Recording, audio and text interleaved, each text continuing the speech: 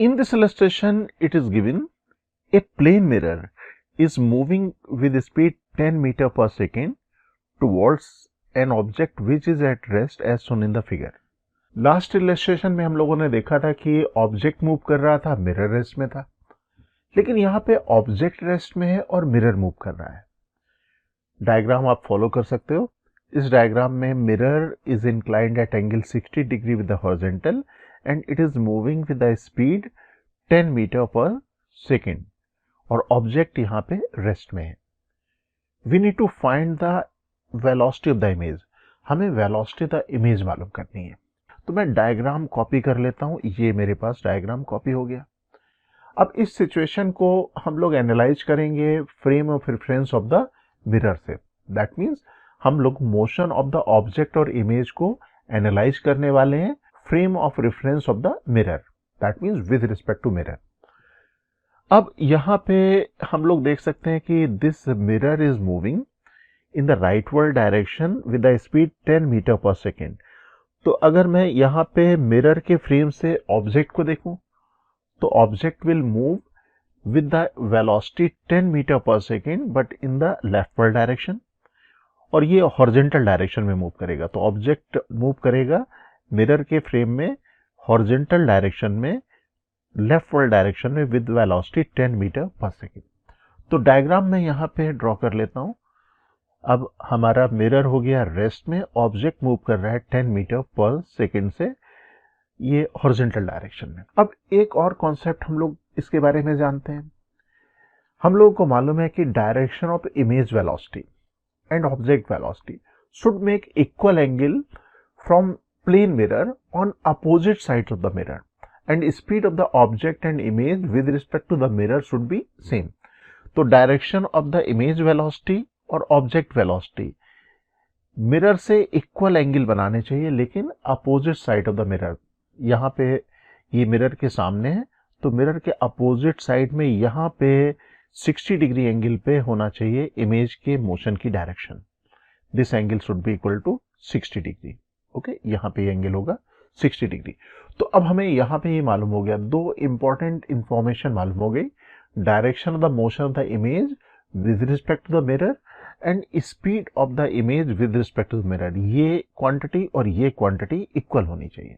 Okay, अब हम लोग यहाँ पे कंपोनेंट्स कर सकते हैं इमेज वेलोसिटी के, हॉरिजॉन्टल और वर्टिकल, एक्स कंपोनेंट और वाई कंपोनेंट।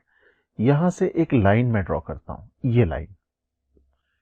अगर ये लाइन हम लोग ड्रॉ करेंगे तो यहाँ पे this angle is 60, this angle will be 60 और this angle should also be 60। ये एंगल भी हमारे पास हो जाएगा 60 डिग्री। अगर 60 डिग्री हो जाएगा तो अब हमें कंपोनेंट्स करने में कोई भी दिक्कत नहीं होगी। ये हॉरिजॉन्टल कंपोनेंट हम लोग लिख देंगे velocity of the image with respect to the mirror cos 60, और y कंपोनेंट होगा नेगेटिव y डायरेक्शन में velocity of the image with respect to mirror in the y direction, negative y direction, और ये हो जाएगा sin 60 कंपोनेंट। इस तरह से ये हमारे पास कंपोनेंट्स आ गए। अब कंपोनेंट्स आ गए तो अब हमें लिखना बस है। तो इन कंपोनेंट्स को मैं लिख लेता हूं। Velocity of the image with respect to the mirror. अब x component positive I cap के साथ पॉजिटिव x डायरेक्शन में, और y कंपोनेंट नेगेटिव j के साथ नेगेटिव y डायरेक्शन में। तो ये हो जाएगा VIM cos 60 आई कैप, और ये हो जाएगा VIM sin 60 minus j cap. और हमें VIM मालूम है, speed of the object with respect to mirror and velocity of the image with respect to the mirror. इनकी मैग्नीट्यूड सेम होनी चाहिए 10। तो इसको तो पहले मैं लिख देता हूं। अब मैग्नीट्यूड 10 और 10, cos 60 1/2 sin 60 √3/2। अब इसको कैलकुलेट कर ले, ये आ गया velocity of the image with respect to mirror आ गया। अब ग्राउंड के रिस्पेक्ट में अगर हमें इमेज की वेलोसिटी चाहिए तो वेक्टर इक्वेशन लिखेंगे। हम लोग लिखेंगे velocity of the image equal to velocity of the image with respect to mirror plus velocity of the mirror. ये हमारे पास हो जाएगी वेक्टर इक्वेशन। अब velocity of the image with respect to the mirror we know 5i cap minus 5 √3 j cap, और velocity of the mirror we know this is along the positive x direction, तो इसे लिखेंगे 10i cap. अब इसको rearrange कर लें तो हमारे पास आ जाएगी velocity of the image with respect to ground equal to 15 I cap minus 5 root 3 j cap meter per second. In this illustration, you can observe this figure, and here both the object as well as mirror both are moving. Object is moving at angle 60 degree with the positive x direction with the speed 10 meter per second, while this plane mirror is moving at angle 30 degree with the negative x direction with the speed 5 meter per second. And here we need to find velocity of the image, और यहाँ पे हमें velocity of the image मालूम करनी है। मैं diagram copy कर लेता हूँ नेक्स्ट पेज में। मैंने यहाँ पे डायग्राम कॉपी कर लिया। ओके, जब थ्योरेटिकल पार्ट हम लोगों ने लर्न किया था तो दो बेसिक इंफॉर्मेशन हमारे पास आई थी। पहली इंफॉर्मेशन ये थी कि अगर कोई ऑब्जेक्ट प्लेन मिरर के सरफेस के पैरेलल मूव कर रहा हो तो वेलोसिटी ऑफ द इमेज भी plane of the surface of the mirror के पैरेलल होगी और सेम डायरेक्शन में होगी। Even magnitude of the object with respect to the mirror and magnitude of the image with respect to the mirror parallel to the surface of the mirror both will be same.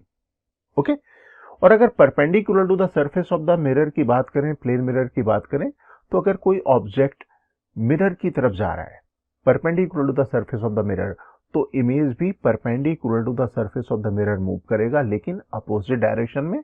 लेकिन magnitude of the velocity of the object with respect to mirror और velocity of the image with respect to the mirror, दोनों की magnitude of speed will be same. तो यहाँ पे हम लोग components करेंगे वेलोसिटी ऑफ द ऑब्जेक्ट के और वेलोसिटी ऑफ द मिरर के सरफेस ऑफ द मिरर के पैरेलल और परपेंडिकुलर। अब अगर मैं यहाँ पे वेलोसिटी ऑफ द ऑब्जेक्ट के कंपोनेंट कर दूं perpendicular to the surface of the mirror को, इसको मैं लिख लूं सपोज वी ओ परपेंडिकुलर, तो ये वैल्यू हो जाएगी 10 cos 60।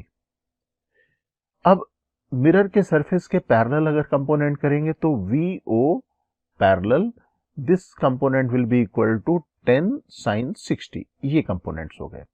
Similarly let us make the component of the velocity of the mirror perpendicular to the surface and parallel to the surface. तो अगर हम लोग यहाँ पे perpendicular to the surface component लिखें तो इसे लिखेंगे V M perpendicular that is equal to 5 cos 30 this, and parallel to the surface ये जो कंपोनेंट हो जाएगा इसको लिखेंगे V M parallel equal to 5 sin 30। ये कंपोनेंट आ जाएगा पैरेलल और परपेंडिकुलर। सबसे पहले हम लोग parallel to the surface of the mirror की बात करें। In the direction parallel to the surface of the mirror, हम लोग कह सकते हैं कि velocity of the object with respect to the mirror and velocity of the image with respect to the mirror both should be same. अब हम लोग इसे लिख सकते हैं velocity of the object with respect to the mirror is equal to velocity of the object minus velocity of the mirror in parallel to the surface direction, और यहाँ पे लिख सकते हैं राइट हैंड साइड में velocity of the image minus velocity of the mirror parallel to the surface of the mirror. Right, कुछ इस तरह से लिख सकते हैं इक्वेशन। ग्राउंड के रिस्पेक्ट में जो वेलोसिटी उसको रिलेट कर दिया। अब यहाँ पे velocity of the mirror and velocity of the mirror ये दोनों कैंसिल हो जाएंगे।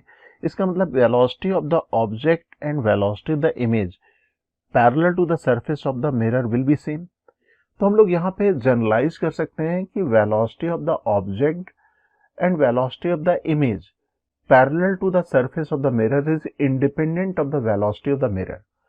तो यहाँ पे जो वेलोसिटी ऑफ द मिरर का कोई भी कंपोनेंट सरफेस के पैरेलल नहीं आ रहा है, इसलिए हम लोग यहाँ पे दोनों को इक्वेट कर देंगे। अब मैं इसको लिख लेता हूँ velocity of the image parallel to the surface of the mirror, ये कंपोनेंट हमारे पास है 10 sin 60। लेकिन अगर डायरेक्शन की बात करें तो ये है पॉजिटिव आई डायरेक्शन में, तो यूनिट वेक्टर यहाँ पे जे कैप लिख देंगे। तो V I parallel equal to 10 sin 60 J cap हो जाएगा। So let us write this component. ये मेरे पास कंपोनेंट आ गया sin 60 इक्वल टू √3/2। 3/2 अगर लिखेंगे तो 2 और यहाँ पे 10 है तो 5√3 जे कैप आ जाएगा। ये पैरेलल टू द सरफेस हमारे पास कंपोनेंट आ गया। अब बात करते हैं परपेंडिकुलर और नॉर्मल टू द मिरर।